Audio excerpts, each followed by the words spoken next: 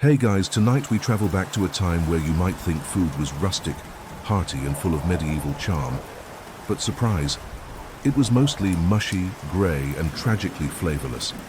You're stepping into the great halls of castles and manors, expecting roasted boars and flowing mead, only to be met with porridge that tastes like damp cloth and bread so hard it could double as a weapon. Welcome to the reality of eating in the Middle Ages. You'd think royalty had it good. Spoiler. Not really. So before you get comfortable, take a moment to like the video and subscribe.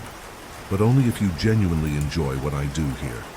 Drop a comment letting me know where you're watching from and what time it is there. Now dim the lights, maybe turn on a fan for that soft background hum, and let's ease into tonight's journey together. You walk through a stone corridor, torchlight, flickering against the damp walls, your footsteps echoing as you're led toward the grand hall. Your stomach growls in anticipation. A medieval feast. The words alone spark dreams of indulgent meats, golden pies, and pitchers of wine. And then you sit down. You look around. There's food. Technically, a bubbling grey slop in a bowl that smells faintly of smoke and old turnips. You dip a piece of bread into it, bread that might have been baked during the Crusades, and chew very slowly, wondering how anything can be both chewy and powdery at the same time. Welcome to a banquet that feels more like a test of endurance than a celebration. See, medieval elite, as it turns out, weren't eating filet mignon every night. Sure, they had access to meats, exotic spices sometimes, and a kitchen staff the size of a modern restaurant. But without modern knowledge of nutrition, preservation, or hygiene, the results were often ambitious but horrifying. One dish might be a pie filled with pigeon, hard-boiled eggs and raisins, all encased in a crust made of lard and flour, not meant to be eaten, but to hold the monstrosity together. Another might be a stew where the only seasoning is hope and the meat, cooked until all signs of moisture and flavour are banished, served cold or worse, barely warm, since the dining hall might be several chilly hallways away from the actual kitchen. You pick up a piece of chicken and realize the word rubbery was probably invented to describe this exact experience. Historians still debate whether the food at royal feasts was intentionally bland as a display of restraint, or simply the sad result of poor logistics and medieval kitchen tech. A well-known fact, spice trade routes were long, dangerous, and expensive. This meant only the wealthiest nobles could afford real cinnamon or pepper. The rest settled for whatever could be foraged, pickled or salted until it resembled food. And let's talk about that salt. It was more precious than gold in many regions. Used to preserve meats and fish, salt was both a flavor enhancer and a lifeline. But oversalting, especially after a bad hunting season, was common. You take a bite of salted pork and immediately regret it. It's like chewing a savory rock. As you glance down the table, you spot an entire roast swan. Yes, a swan decorated with its own feathers. It's not even cut yet. Presentation was everything but flavor, optional. You suddenly remember that medieval cooks were trained to impress the eyes and noses of their lords, not necessarily their taste buds. Fun fact, some feasts included subtleties, sculptures, made of sugar or dough, shaped like castles, saints, or mythical beasts. They weren't meant to be eaten, just stared at. Imagine being starving and having to applaud your food for looking pretty before you can taste anything. Also, remember those Instagram-worthy cheese boards? Yeah, no. Cheese, if present, was hard, pungent, and often crawling with extra texture. You push yours to the side, and you haven't even reached dessert yet. Spoiler, it's not coming. Medieval meals rarely ended with sweets. If you're lucky, you might get a little fruit, dried, or stewed beyond recognition. Maybe a thin slice of something called marchpane, an early version of marzipan, but again, if you weren't rich, forget it. The fire in the hearth crackles, offering minimal warmth. A dog wanders under the table, looking healthier than the food on your plate.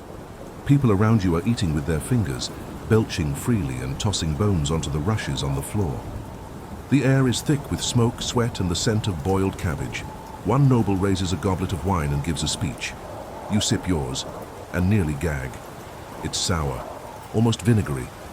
Turns out, Wine preservation wasn't exactly mastered yet. They might mix in honey or herbs to make it drinkable. Didn't work. You lean back full but unsatisfied. Your belly is stretched, but your soul feels empty. Was it always like this? Not entirely. There were better days and worse. Seasons mattered. A lot.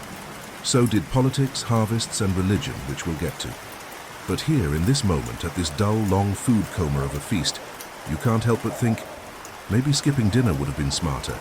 Then again, you're in the Middle Ages. There's not much else to do after dark.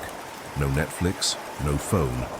Just the slow, monotonous chewing of cold pigeon pie and the occasional lute solo that feels like punishment. Still, this is just the beginning. There's more grey mush to come, more rules, more mystery meats, and oh yes, more reasons to thank modern refrigeration. You wake up the next morning, stomach still slightly uneasy from last night's banquet. You stretch your limbs and wander toward the kitchens, curious about how anything edible makes it to the table in this age of damp stone and open fires. But before you even reach the doorway, you're met with the smell of salt. A lot of salt. Enough to make your tongue tingle just standing nearby. Today you're learning why seasoning in the Middle Ages meant one thing: preservation. Salt wasn't just a culinary choice, it was survival. Without refrigeration, salt was the primary method of keeping food from turning into a festering pile of regret. And it wasn't cheap. You might have heard the saying that Roman soldiers were paid in salt, salarium. Well, by the time you're here in the medieval period, salt is still more valuable than many coins. In fact, entire cities exist just to harvest or trade the stuff. And when food is hard to come by, being able to keep it from rotting becomes the top culinary priority. Flavor? That's a distant second. You crouch beside a large barrel where hunks of pork are layered with thick crystals of salt.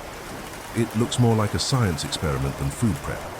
A kitchen servant explains that these slabs will be here for weeks before anyone dares to cook them. And once they do, they'll soak them in water to try to draw out the salt. Try being the key word. You'll still need a full goblet of mead just to get through one bite without coughing. Fun fact, many medieval dishes included meat that was already partially decayed. Gamey was not a flavor, it was a warning. Salt slowed spoilage, but it didn't stop it entirely, especially in warmer climates. You, lucky guest, are about to discover just how many flavors the human palate can tolerate before raising the white flag. But it's not just meat. Fish too must be preserved. Cod, herring, eels. These were salted, dried, and packed in barrels for long journeys. Especially during Lent and other religious fasts, which happened frequently, fish became the main protein. Unfortunately, after a few weeks in salt, it also became a kind of medieval jerky that required soaking, boiling, and possibly an exorcism. You dip your finger in a barrel of brine. It stings. A cook laughs and says, "Better that than worms." You smile politely and make a mental note to appreciate modern expiration dates. Historians still discuss the exact methods and efficiency of medieval salting practices. Some say they were surprisingly advanced. Others point to endless complaints. In letters and diaries about too salty to eat meals as proof that medieval chefs were basically guessing. Of course, salt wasn't the only method. Smoking, drying, pickling, these were also part of the preservation toolbox. But they required space, labor, and consistency, which, as you'll soon learn, were in short supply. Back in the hall, someone brings out a block of cheese. Well, what used to be cheese. It's now a grayish wedge that smells like old boots. You're told it's been aged for 6 months. You take a cautious bite and discover new textures your tongue wasn't prepared for. Crunchy. Why is it crunchy? But there's more to the salt. Obsession than just storage. It also played a major role in status and trade. Salt taxes were common in several kingdoms, and entire wars were fought over salt routes. Control the salt and you control life itself. A lesser-known tidbit, some nobles kept salt cellars on their tables, not the dainty shakers we use now, but elaborate decorative bowls meant to show off just how rich you were. The farther you sat from the salt on the table, the lower your status. Below the salt wasn't just a saying, it was a literal seating arrangement. You find yourself watching a servant prepare a salted fish for the evening meal. First, it's soaked. In water, then boiled, then baked. By the time it reaches the plate, it's lost any hint of flavor it might once have had. You try a bite and chew slowly. It's edible, just barely. The worst part, it's still considered a delicacy. What modern taste buds would find borderline inedible, medieval people came to accept. After all, when your options are fish so salty, it burns your lips, or nothing at all, you chew and you smile. Of course, not all regions suffered equally. Coastal towns had better access to fresh fish. Inland? Not so much. And if you were poor, you could forget meat entirely. Salted legumes and black bread were your gourmet fare. You visit a market and see lumps of coarse salt sold in cloth bags, sometimes traded for cloth, wood, or even labor. In one stall, a merchant offers herb salt for twice the price. You ask what herbs, he winks. You don't ask again. You might laugh now, but in the Middle Ages, salt could buy you land, protection, even a bride. It was essential in rituals, in healing, and in food preparation. You begin to understand just how deeply this one mineral shaped daily life. It's not seasoning, it's economy, culture, and medicine rolled into a tiny white crystal. And so you eat your salted fish with stale bread and think, at least it's not turnip soup again. You sip watered down ale, because water itself isn't trustworthy, and let the salt settle on your tongue, your lips, your soul. It's everywhere. It's everything. And somehow it still doesn't make the food taste good. You descend a narrow staircase. The stone steps slick with centuries of wear. The air grows colder, denser. You're entering the medieval version of a pantry, the cellar. But this isn't some quaint walk-in with labeled jars and rustic charm. This is a hole, a dark, clammy hole in the earth. Welcome to your fridge. Sort of. The light from your torch dances on the damp walls as you glance around. Barrels stacked in corners, cloth-covered crocks on stone shelves, and, in one unsettling case, a hanging slab of something vaguely animal-shaped. You're not entirely sure what it is, and honestly you don't want to know before lunch. This is how food was stored in the Middle Ages. If it wasn't salted, dried, or smoked, it was hidden underground and prayed over. Temperature control, that depended on the season, your elevation, and how deep you were willing to dig. You brush against a wall and feel the cold seep straight through your sleeve. This, you're told, is ideal for keeping cheese from becoming too lively, a term that now makes you avoid all cheese-related eye contact. A well-known fact, medieval cellars, when built properly, could keep food cooler than the surface by several degrees. It wasn't refrigeration as we know it, but it was the next best thing. Many monasteries and castles had sophisticated underground storage systems, often with ventilation shafts and water drainage channels. You're quietly impressed until something skitters across the floor near your boot. You don't scream, barely. Now rodents. Let's talk about them. You spot a telltale hole near the base of a barrel. A servant shakes his head. Rats again, he mutters. These weren't your average cartoon rats either. With enough access to food scraps and centuries of adaptation, they became bold, clever, and in some cases, disturbingly large. A good cat was more valuable than a dozen copper coins. There's still some academic debate over how effective these cellars truly were. Some historians argue they did a decent job preserving root vegetables and grains. Others point to archaeological evidence showing widespread spoilage, fungus, and infestation. One thing's for sure, freshness was fleeting. You open a crock and get a whiff of vinegar, pickled vegetables, onions, turnips, even eggs. Pickling was another survival tactic. The resulting taste was somewhere between tolerable and why? Does this burn my tongue? But it worked. You give it a try. It's sour, it's sharp, it's not entirely unpleasant. Progress. Then there are the grains. Barley, rye, wheat, staples of the medieval diet.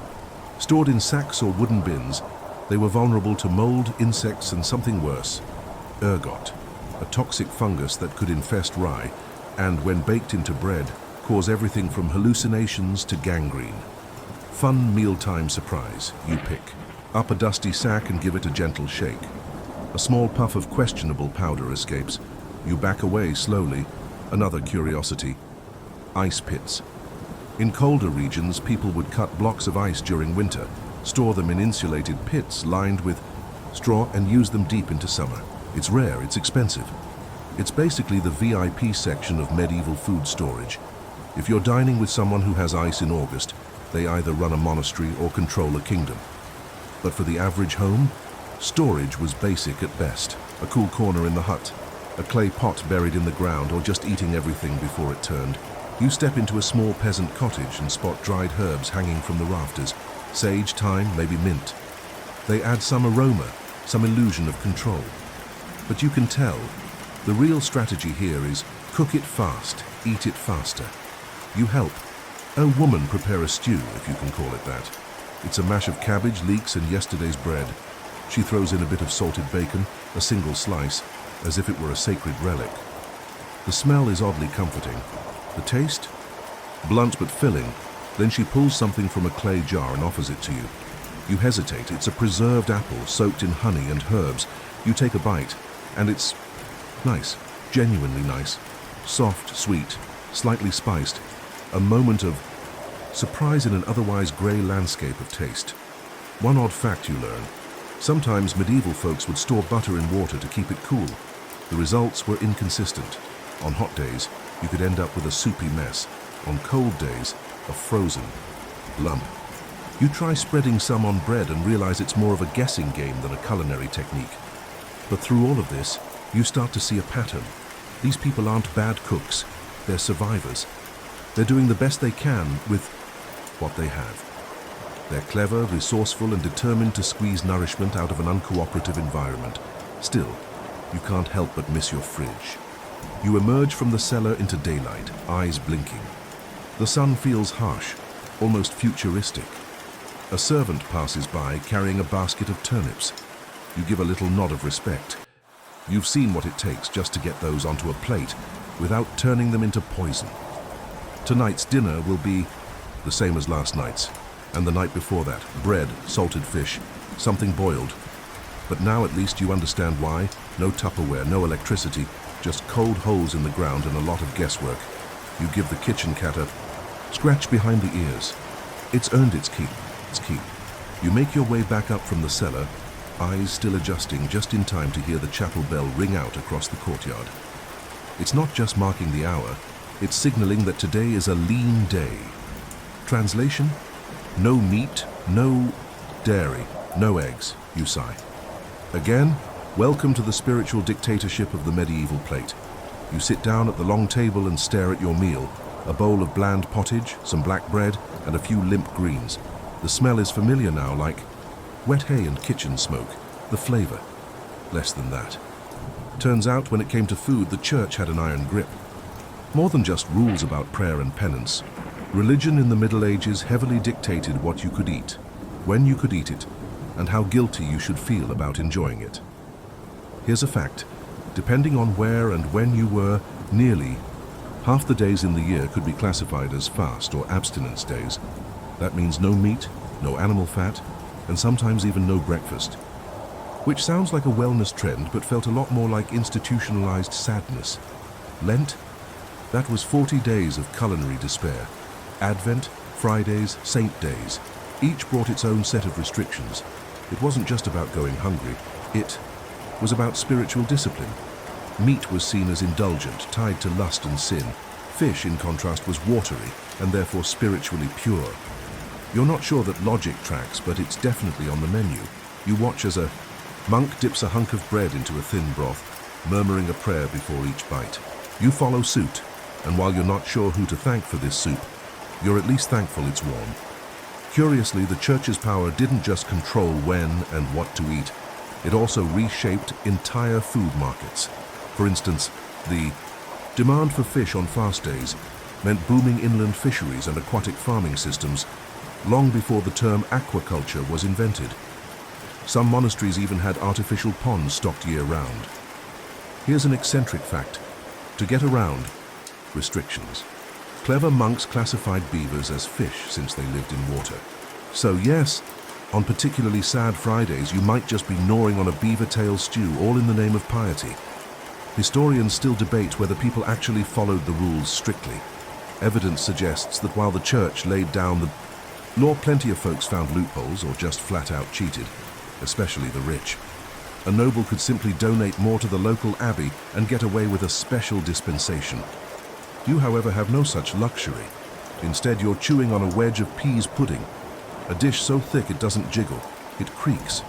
Your spoon leaves a perfect indentation, like memory foam, but for sadness. You look around. Others are used to it. The peasantry didn't have access to meat most days anyway, so church rules didn't change their diets much. In a twisted way, the restrictions just made their suffering official. A friar nearby explains how some monasteries built rotating menus: fish on Wednesday, eels on Friday, lentils every other day, and on Sundays, a tiny indulgence of goat. Milk. If the abbot was in a good mood, you try an eel. It's jellied. You immediately wish you hadn't. But not all was bleak. Some monasteries took pride in their kitchen ingenuity. Out of necessity and a little rebellion, monks and cooks began to innovate with plant-based ingredients. Almond milk was a common dairy substitute. It was made by soaking and grinding almonds, then straining the mixture. The result? A creamy liquid that surprisingly doesn't taste like punishment. You take a sip and find it okay. You wouldn't. Make a latte with it, but it beats water from the well. There's even a bread called panis quadratus used on fasting days. It's dense, circular, and often baked with herbs. You tear off a piece and chew. It's dry but somehow satisfying, like eating principle. At some point, you overhear a heated discussion between two priests about the proper length of a pre-fast meal. One argues that the soul must be emptied before the belly. The other insists that a well-fed stomach makes for a focused prayer. Historians are still trying to make sense of just how rigid or flexible these laws were in practice. Still, the average person in the Middle Ages didn't have the luxury of theological nuance. If it was a fast day, you fasted. If you didn't and the wrong monk saw you sneak a bite of sausage, you could be fined, excommunicated, or shamed in front of your entire village. You think twice before reaching for that meat pie cooling on the window ledge. You begin to understand how spiritual life bled into every corner of the medieval day, even the dining table. Meals weren't just nourishment, they were a test, a liturgy, a quiet battle between hunger and holiness. By the time dinner ends, your jaw is tired from chewing lentils and your soul feels appropriately humbled. You rise from the bench, bow slightly, and head outside. The sky is deep blue now, stars just starting to form. You hear the gentle splash of fish in the monastery pond. Somewhere, a bell rings again, and even though you're still hungry, you realize something strange. You don't mind as much. Maybe that's the point, or maybe you're just too tired to argue with a stew. You wake to the low murmur of voices and the comforting scent of warm bread, and something a little sour, not unpleasant, just odd. You follow the smell into a cramped kitchen where two servants are hunched over a large barrel. They're stirring what looks like porridge, but the bubbles and the tang in the air hint at something more alive. Today you're about to meet one of the most resilient characters in the medieval pantry: fermentation. Everything ferments. Everything. Because it has to. Without modern preservatives, refrigeration, or airtight packaging, the people of the Middle Ages developed a complex relationship with fermentation. Bread, ale, wine, vinegar, even dairy. If it could bubble, it had a purpose. You're handed a cup of something cloudy and frothy. The servant calls it small ale. You take a sip, it's weak, slightly sour, and tastes like someone whispered beer at a cup of wet bread. Still, it's safer than water. Here's a historical fact. Due to contaminated water sources, especially in towns and cities, most people drank low-alcohol ale daily, children included. It wasn't about the buzz, it was about not getting sick. Ale was brewed at home in small batches and was as much a household staple as bread or salt. You walk over to a work table where dough is being kneaded by hand. The cook explains that the yeast comes from the air, or from yesterday's batch of dough, what we'd now call a sourdough starter. You peer into the lump of dough. It smells sharp, alive, like something between vinegar and ambition. Once baked, the bread will be dark, heavy, and packed with fiber. Chewy enough to build jaw muscles. But more importantly, it's filling and it lasts. Sort of. Curiously, bread wasn't always just for eating. Some loaves were baked rock hard and used as trenchers, edible plates. After soaking up sauces and stews during a meal, the trenchers were either eaten, tossed to the dogs, or given to the poor. Efficient, if not exactly appetizing. A lesser-known but very real curiosity, some families passed down their sourdough starters like heirlooms. A mother dough could live for years, absorbing the flavor of each home. Your bread literally tasted like your family. You're handed a piece of fresh bread, still warm from the oven, and a small wedge of something white and crumbly. It's cheese, barely, more like a yogurt that decided to get serious. You pop it in your mouth and, okay, it's tangy, a little squeaky, but definitely food cheese, you quickly learn, was both salvation and roulette. If it was fresh, it needed to be eaten quickly. If it was aged, it might still be fermenting, unintentionally. One monk you meet refers to a wheel of Gouda as volatile. You take his word for it and decline a sample. Some cheeses moved on their own. Others were wax-sealed or buried. The preservation method often depended more on local tradition than science. And remember, this was all before standardized recipes or health codes. You begin to admire the bravery of medieval guts. Now, vinegar. Oh, vinegar. It's everywhere. It's how you pickle. It's how you clean. It's how you pretend that this leftover eel is totally fine to eat. You help a servant pour it over a pile of onions, watching as the acid transforms them into something resembling food. Later, you'll find these on your plate. Tart, sharp, oddly delicious. A zing in a sea of beige. Another fermented miracle, mead. You're handed a cup. It's golden, sweet, and far more enjoyable than the ale. Honey, water, and wild yeast. That's it. Simplicity in a goblet. But it's expensive. Honey isn't easy to come by, and bees are notoriously unionized. You sip and sigh. Finally, something you'd post on your medieval Instagram. Historians continue to explore the centrality of fermentation in daily medieval life. Some argue that it was the backbone of the diet, keeping people alive through harsh winters and long fasts. Others suggest that it was simply the result of necessity meeting nature, with fermentation as an accidental gift. Either way, you're surrounded by it. Your bread ferments, your drink ferments, your cheese, your vegetables, your sausages. They're all in some stage of controlled decay, and remarkably, your stomach is starting to adjust, maybe even enjoy. A peasant woman hands you a clay bowl with a strange, fizzing liquid. It's posset, a hot drink made from curdled milk, ale, and spices. You hesitate, then sip. It's like eggnog, if eggnog had lost its will to live. You smile politely and promise to finish it later. As the day wears on, you start to understand something important. Fermentation isn't just a survival tactic, it's a flavor. It's the closest the medieval world comes to complex cuisine. In a time of salt and starch, these fermented foods add surprise, tang, depth, sometimes even joy. You finish your bread and wash it down with another sip of ale. Outside, a storm begins to roll in. The wind smells of rain and chimney smoke. The fire crackles, and somewhere a crock of cabbage is quietly turning into sauerkraut. You lean back, full, not just of food, but of respect. The Middle Ages may not have known about bacteria, but they knew how to work with it. They made peace with time, with rot, with things that bubble in the dark. And somehow you think that's kind of beautiful. Rain taps gently on the wooden shutters as you settle in for another meal. A pot simmers over the hearth, and the smell, earthy, vaguely spicy, and somehow familiar, wafts through the hall. You peek inside the pot, hoping for something exciting. It's brown, viscous, possibly soup, possibly not.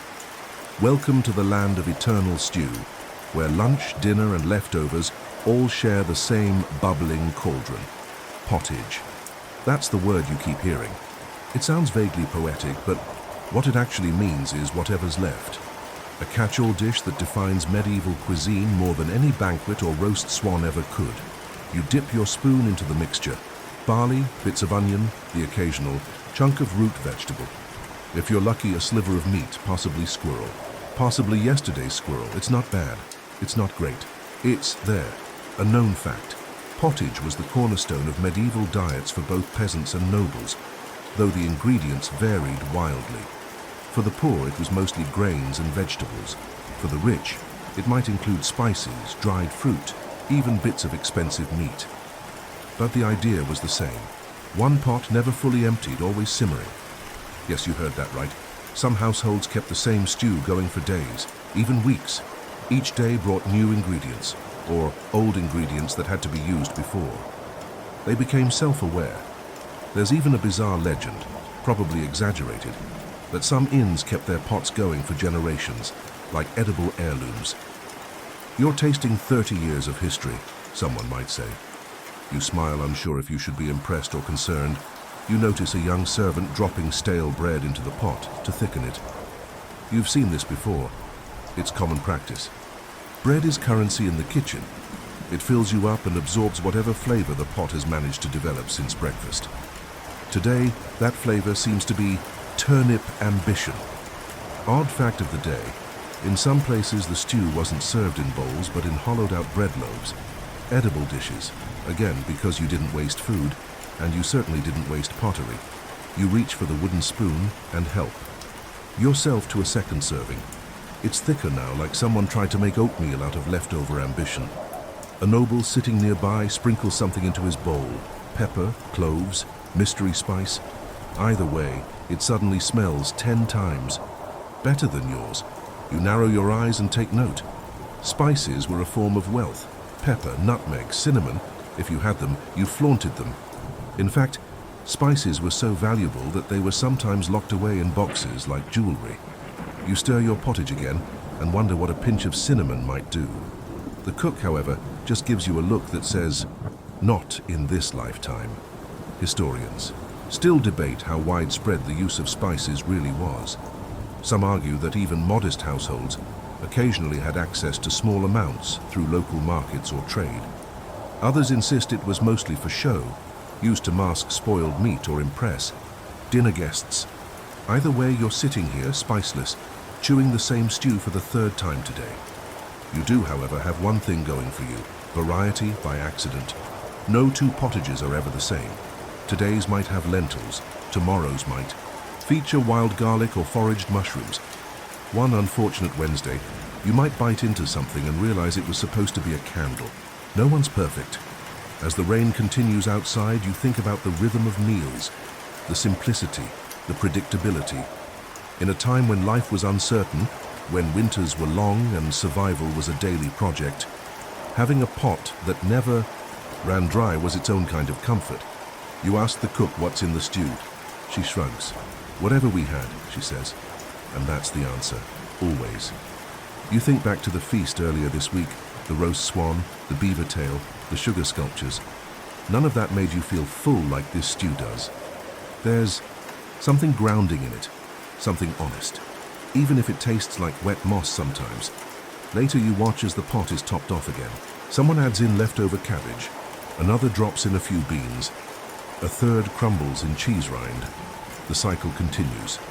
The flavors deepen. The memory of meals past lingers in every ladle.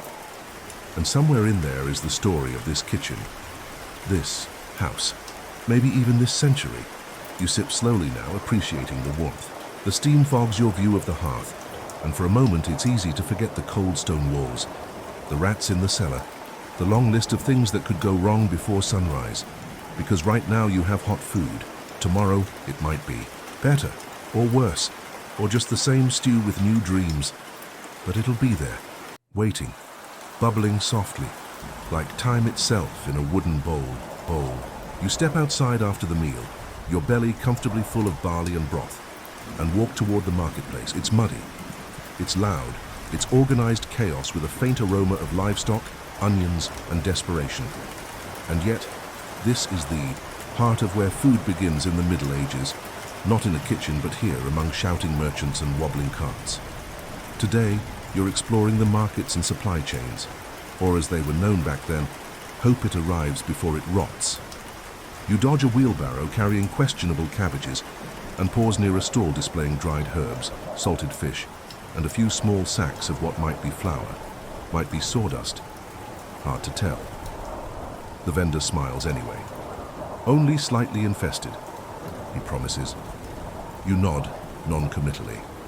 A known fact, medieval markets were essential to daily life, especially in towns and cities. Not everyone had land. Not everyone could grow food. So people relied on weekly, or sometimes daily, markets to buy what they couldn't grow or barter for.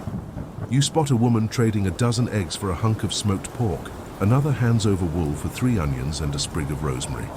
Money exists, yes, but bartering is still common, especially among peasants. And what counts as valuable depends on the season, the harvest, the weather, and whether or not your chicken laid an egg this morning. Then there's the issue of seasonality. You glance around and realize everything here is either root vegetable, dried, or pickled. It's spring, which means the end of the hungry gap, the difficult time between the last of the winter stores and the first of the spring crops. You overhear someone whisper about fresh greens arriving soon. It sounds almost mythical. A minor curiosity. Medieval cookbooks, yes, they existed, sometimes included seasonal eating advice. Not for health reasons, but because you simply couldn't get strawberries in January. You might as well have asked for a unicorn steak. Supply chains were inconsistent at best.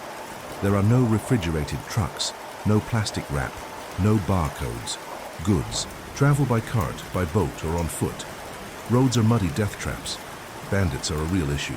So if your shipment of figs from Spain is late, it's not just inconvenient, it's potentially ruinous. You pass a spice merchant with a locked chest and a suspicious mustache. He offers a pinch of saffron for the price of your shoes. You decline, but he throws in a free sniff anyway. It's floral, exotic, and way too expensive to end up in your lentil stew. You're starting to get why spices were considered currency. Historians still discuss just how global medieval food networks really were. Some argue they were surprisingly vast. Spices from Asia, citrus from the Mediterranean, dried fish from Scandinavia. Others point out that only the top few percent of society had regular access to those luxuries. Everyone else, cabbages. So many cabbages. You wander into the meat section. It's eye-opening. Animals are slaughtered nearby, sometimes in full view, and the results are hung up with little ceremony. A leg here, a liver there. Flies are part of the decor. The butcher wipes his knife on his apron and waves you over. Goat, chicken, something less specific? You decline politely and make your way toward the grain sellers. This is the serious business. Bread is life. Grains are the currency of survival. A bad grain harvest can, and did, mean famine. There are records of years where the price of wheat tripled overnight. Riots followed. You hold a handful of barley in your palm and realize it's more precious than gold in the wrong month. Then there's ale. Several stalls are selling it. Brewed in small batches, sometimes flavored with herbs or fruit if you're lucky, it's less about getting drunk and more about staying hydrated. Water, especially in towns, is often polluted, shared with animals and waste. So when you see a child drinking ale, it's not scandalous, it's smart. Back toward the edge of the market, you stumble on something unexpected. Sweets. Well, medieval sweets. Honey cakes, spice nuts, maybe some preserved fruit. Sugar, imported at great cost, is a rare indulgence. But honey, that's a local treasure, produced in beehives managed by monasteries or ambitious peasants. You try a honey-covered almond. It's sticky, strange, and absolutely the best thing you've eaten all week. Nearby, a monk is bartering for dried figs. You overhear a debate about whether to risk importing more this season. Pirates have been a problem. Yes, pirates. Medieval supply chains were so fragile that weather, bandits, or a single lost ship could send ripple effects through an entire region's diet. You think about that the next time someone complains about a delivery delay in modern life. As the day winds down, the market begins to thin. Vendors pack their unsold goods back into carts. Scraps are gathered, and a few street dogs pick through what's left. A child licks honey off his fingers and grins. You walk back to the manor with a bag of barley, a wedge of cheese, and a new appreciation for the logistics of lunch. Because every meal here, every single bite, has a story behind it. A journey, a gamble, and tomorrow, it all starts again. A new stew, a new market, a new chance that your radishes will actually show up this time. The morning sun filters through narrow windows as you make your way to the garden, a modest patch of green tucked behind the manor. This is where the food grows, or at least where the hope of food begins. Welcome to the world of medieval farming and foraging, a delicate dance between nature's bounty and human patience. The soil is cool under your fingers as you kneel to inspect a row of roots poking through the earth. Carrots, parsnips? The cook isn't exactly sure. Just what the earth decided to give us this year, you chuckle. Not much control over the menu, huh? You learn that medieval farmers worked hard, very hard. The tools are rudimentary, wooden, plows, sickles, and hand-forged iron blades. Horses and oxen provide muscle, but even with their help, progress is slow. The three-field system is the big innovation. One field sown with grains, one with legumes or vegetables, and one left fallow to recover. Crop rotation was their secret weapon against soil exhaustion. Fact to savor. The three-field system boosted yields, feeding more people than ever before, and helped stabilize medieval society. Without it, well, famine would have been even worse. You wander into a patch of wild herbs, picking handfuls of thyme, sage, and marjoram. Foraging was as important as farming. Wild garlic, berries, mushrooms, sometimes edible, sometimes poisonous, and sometimes both, depending on who's telling the story. A curious tidbit. Medieval women were often the herbalists, knowing which plants could heal, which could spice food, and which could kill. They were the kitchen scientists, or at least their best guesses. You wonder if they ever used their knowledge to sneak extra flavor into the stew. Food preservation is on your mind again. You see racks of onions hanging from rafters, bundles of garlic braided and drying. Smoke curls around a stack of salted pork. Salt, you remember, is medieval gold, used to cure meat and fish, making them last longer. Without it, you'd be eating fresh and fast or starving. Here's a historical debate. Some scholars argue that peasants had a richer diet than we think, thanks to foraging and small-scale farming, while others say their plates were tragically monotonous. The truth is probably somewhere in the mud-streaked middle. You pick up a handful of freshly harvested beans. They're plump, a little dusty, and smell of earth. You pop one into your mouth. It's bitter, but oddly satisfying. Protein in a pot's important, because meat is a luxury for most. Nearby, a farmer shows you how to check if a cabbage is ready for harvest by peeling back the leaves and looking for firmness. Cabbage is a staple vegetable, hearty and able to survive the harsh winters. You nod approvingly, imagining endless pots of cabbage stew. The conversation drifts to root cellars. These underground pantries keep vegetables fresh through the cold. Months, cool, dark, and damp, they're nature's refrigerator. Without them, winter meant starvation or extreme creativity. You touch the rough stone wall and imagine how many hungry hands have passed by, how many hopeful eyes have looked here for a meal. Then there's the less glamorous side. Pests, bad. Weather, failed crops. The medieval diet was hostage to the whims of nature. A single storm or locust swarm could mean disaster. Records show famines so severe that they changed entire societies. People grew desperate enough to eat things we'd call questionable, and history politely refers to this as times of hardship.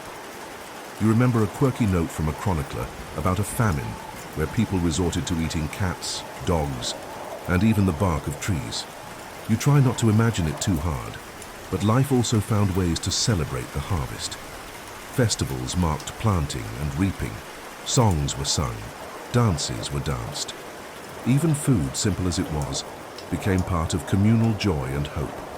You lean back against a fence post, the scent of fresh earth and growing things heavy in the air. The day feels slow but purposeful. Each seed a promise, each root a story. Tomorrow's meal depends on today's work. On luck, on skill, on nature's whims. It's fragile, it's uncertain, but it's real. And for now, that's enough. You follow a narrow path leading to the bustling kitchen again, where the air is thick with smoke, spices, and something that smells suspiciously like burnt toast. Today, your task is to learn about meat and protein in the medieval diet, a topic that might just surprise you. First, you see the impressive but slightly intimidating display of freshly slaughtered animals, hanging from hooks, pigs, sheep, goats, and sometimes a lucky cow. A butcher carves with precision, but you notice the process isn't quite what you expected. Every part is used. nothing is wasted. You spot ears, hooves, and even tongues ready to be cooked or preserved. Medieval diets were surprisingly meat-centric. For the wealthy, but for peasants, protein often came from alternative sources. Think beans, lentils, eggs, and dairy, things you can raise or gather close to home without the expensive upkeep of livestock. You're handed a plate with a slice of salted pork. The saltiness hits you immediately, but it's also comforting, as a reminder of how essential curing was before refrigeration. Salted and smoked meats could last months, even years if stored correctly. This was a game changer in medieval kitchens. An interesting fact, wild game, deer, rabbit, boar, was the prized protein of the nobility. Hunting was both sport and food source, but strictly regulated by laws called forest laws. Poaching wasn't just illegal, it could get you hanged. Harsh. A little-known curiosity, beaver tails were considered a delicacy and sometimes eaten during Lent because the church classified beavers as fish. Imagine trying to explain that today. Eggs were everywhere, but seasonal. They came from chickens, ducks, and sometimes geese. You crack one open and cook it over the fire. It's simple, filling, and surprisingly versatile. Cheese again makes an appearance, this time in the form of a creamy spread. You spread it on stale bread and realize it's one of the few treats the average person could enjoy regularly. Fish was another important protein, especially for those living near rivers, lakes, or the coast, salted, dried, or fresh. Fish was also a staple during fasting periods when meat was forbidden. Cod, herring, and eel were popular choices. Historians still debate the actual quantity of meat medieval peasants consumed. Some say they rarely tasted, yet others argue they had regular access to small amounts. It probably depended heavily on geography, season, and social status. You're invited to watch a demonstration of sausage making, a messy but fascinating process involving minced meat, fat, spices, and natural casings. The cook jokes it's meat all wrapped up in mystery. You laugh but secretly appreciate the craftsmanship. Another protein source that might surprise you. Nuts and seeds. Walnuts, hazelnuts, chestnuts. They're abundant and nutrient-dense. You snack on a handful and feel like you've just discovered ancient trail mix. As the day ends, you think about the delicate balance medieval people had to maintain. Protein was vital, but often scarce. They made do with what they had, combining clever preservation methods and alternative sources to keep hunger at bay. And through it all, the meals were more than just food. They were rituals, survival tools, and sometimes moments of joy in a tough world. You wipe your hands on your apron and look around the smoky kitchen, feeling a strange kind of respect for the cooks and farmers who made it all possible. Because without their hard work and their tolerance for slightly questionable meat, you probably wouldn't have made it past breakfast. You step back into the dimly lit hall where the noble family dines, candles flickering and goblets clinking softly. It's time to learn about feasts and fasting, two extremes that shaped medieval eating habits like yin and yang, or maybe more. Like bread and, well, less bread. Feasts were grand events filled with lavish dishes, entertainment, and a parade of courses that could rival a modern buffet. You watch as servers carry in platters piled with roasted birds, spiced pies, and sugar sculptures shaped like castles and dragons. The rich loved to show off their wealth through food. It was social media in slow motion. Known fact, the medieval feast was as much about spectacle as sustenance. Dishes were often designed to impress, confuse, or delight guests with elaborate presentation, sometimes involving live animals or theatrical reveals. But don't let the glamour fool you. Feasts were rare and expensive. Most days, even nobles ate fairly simple meals, often similar to what peasants had, but with better meat and more seasoning. Now about fasting. It was serious business. The church mandated fast days, sometimes up to half the year, when eating meat, dairy, or even eggs was forbidden. Fish and vegetables became the stars of these austerity days. It was less about health and more about piety and control. A fun fact, some medieval monks developed entire fish recipes just to survive Lent without losing their minds. Fried fish with vinegar, pickled fish, fish stews, you name it. And believe it or not, these recipes laid the groundwork for some modern dishes. An eccentric tidbit. In some regions, people tried to circumvent fasting rules by inventing mock, meats made from nuts, grains, or fish, shaped and flavored to resemble forbidden foods. Imagine biting into what you think is chicken, only to discover it's actually a clever nut pate.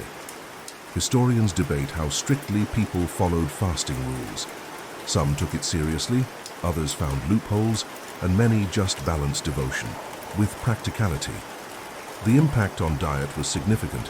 Fewer meats meant more legumes, grains, and vegetables during fasting seasons. Feasts, meanwhile, could last for hours or days, with dozens of courses. Between each dish, guests might enjoy music, poetry, or juggling acts. Yes, juggling.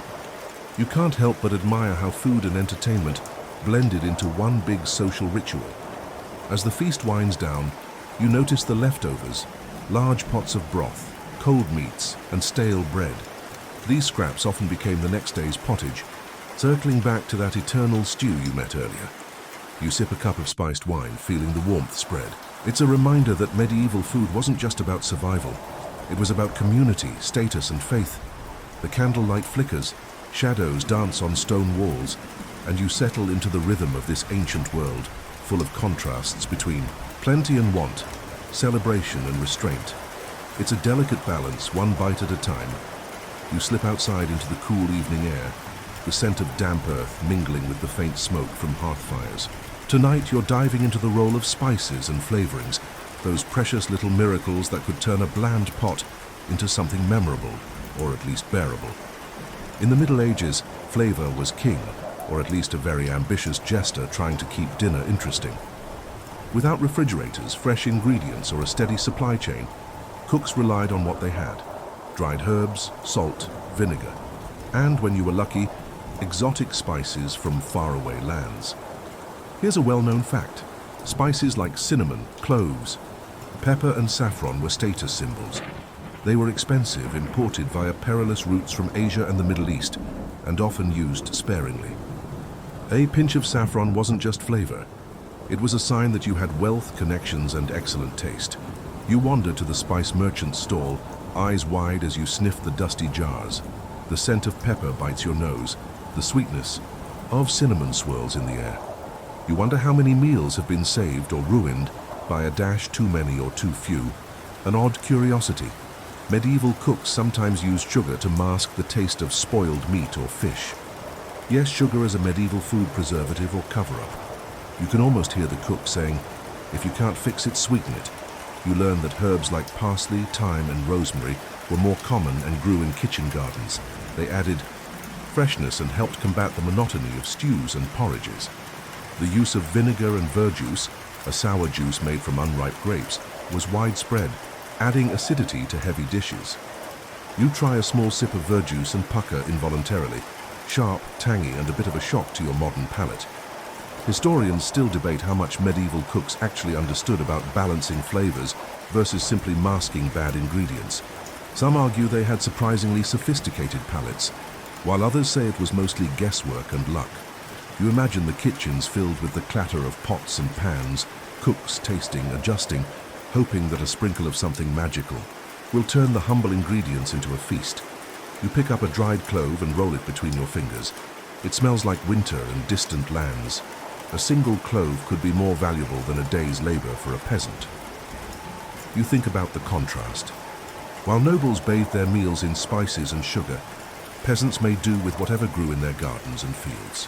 Yet both worlds shared a common goal, making food that nourished not just the body but the spirit.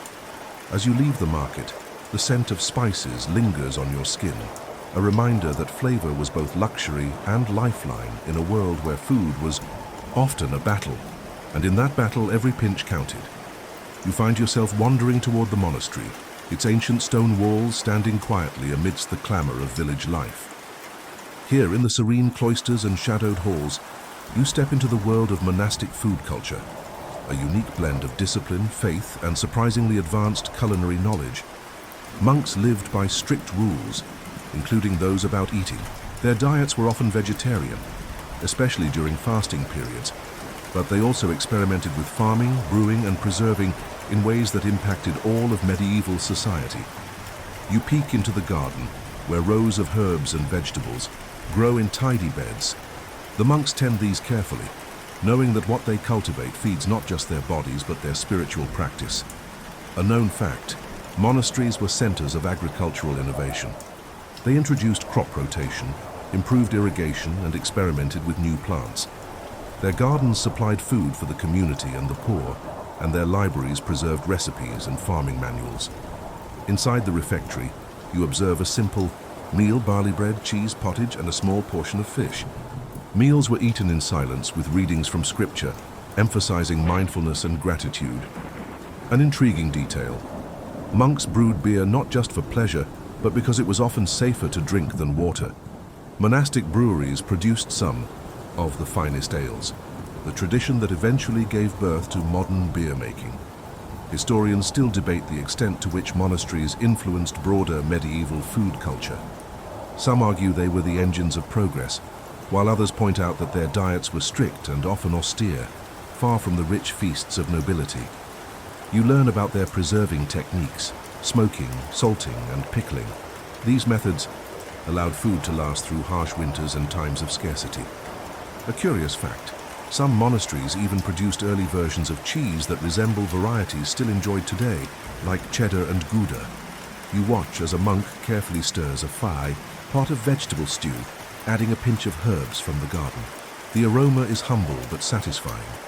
It strikes you that in this quiet place, food was more than survival or status. It was a form of devotion, a daily ritual connecting body and soul.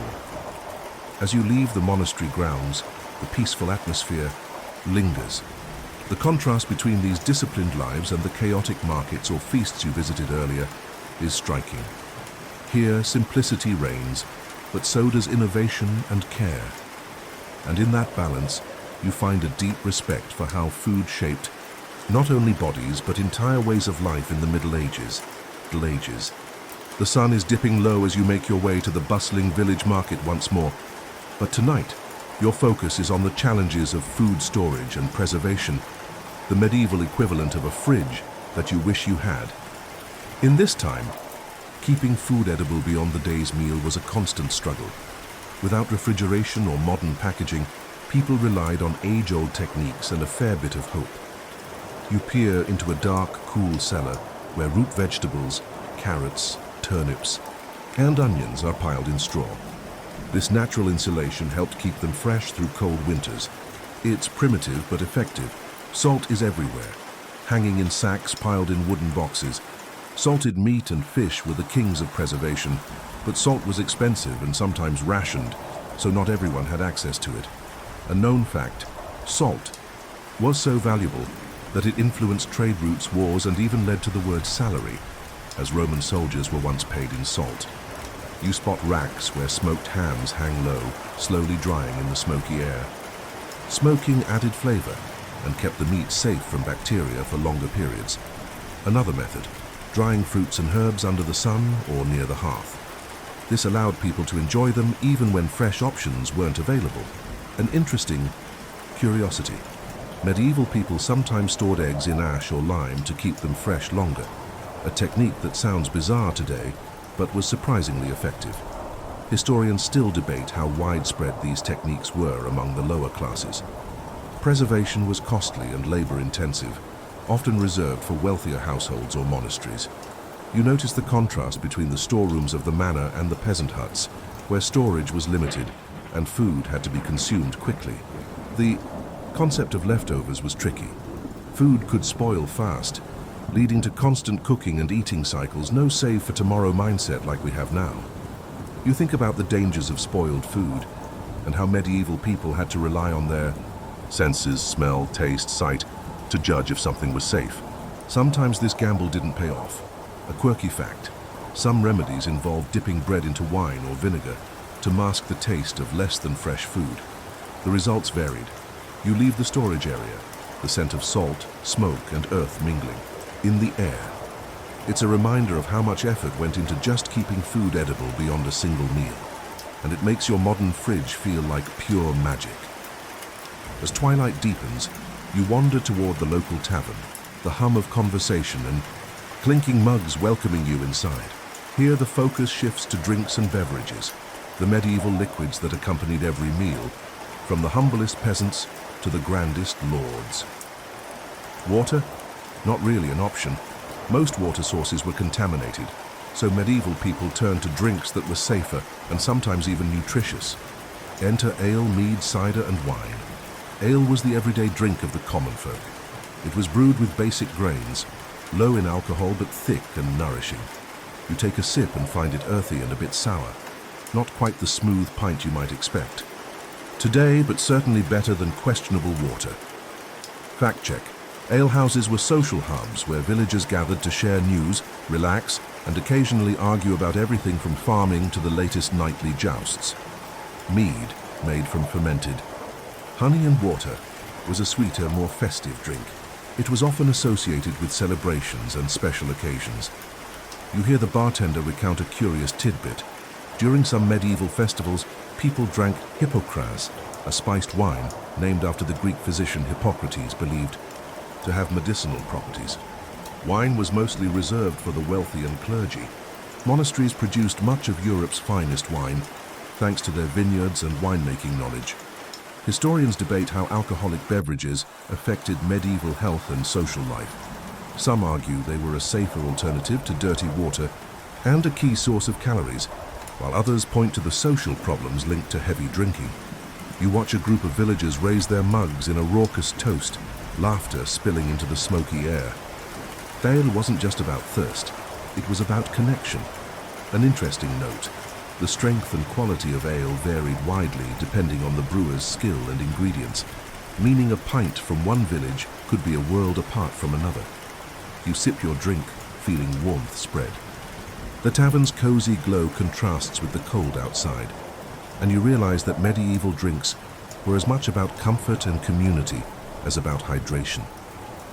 As the night grows darker, you leave the tavern with a new appreciation for these ancient beverages, the lifeblood of many a medieval meal, and you're grateful your modern glass of water is just a twist of the tap away. The moon hangs high as you return to the quiet hearth, ready to wrap up your journey through the quirks and struggles of medieval food. Now you explore how social status shaped eating habits, the invisible line that separated peasants from nobles, not just by clothing or castle walls, but by what landed on their plates. You sit beside a simple wooden table stacked with coarse bread and a bowl of pottage. This is the everyday meal for most common folk, plain, filling, and sometimes monotonous. Their diet relies heavily on grains, legumes, and whatever vegetables the season offers.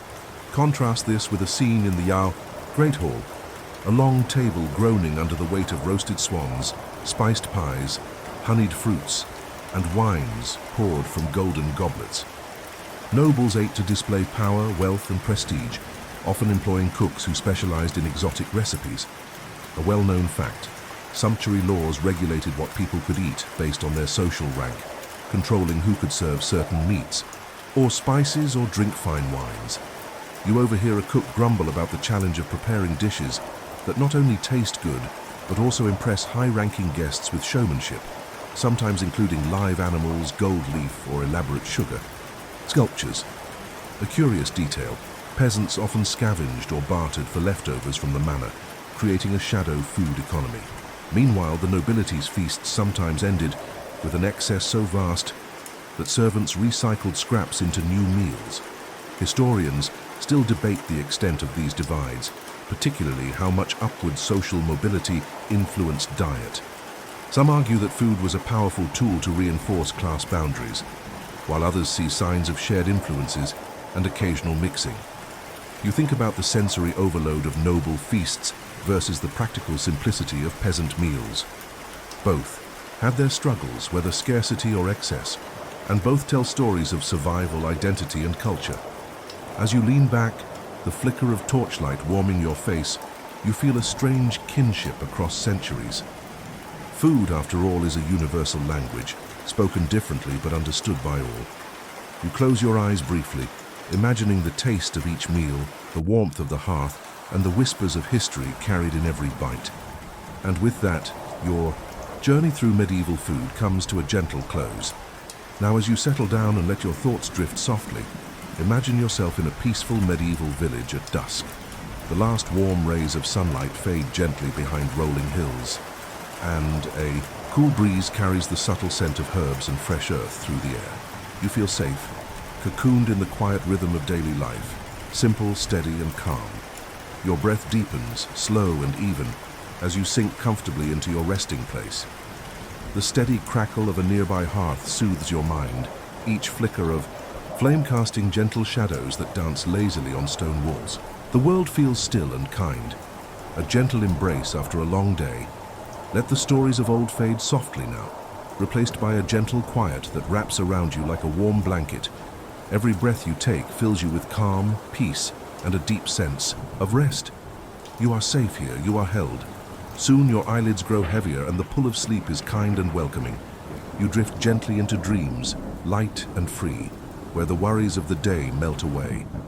Remember, no matter how far you wander, in thought or time, this feeling of calm and safety is always within reach.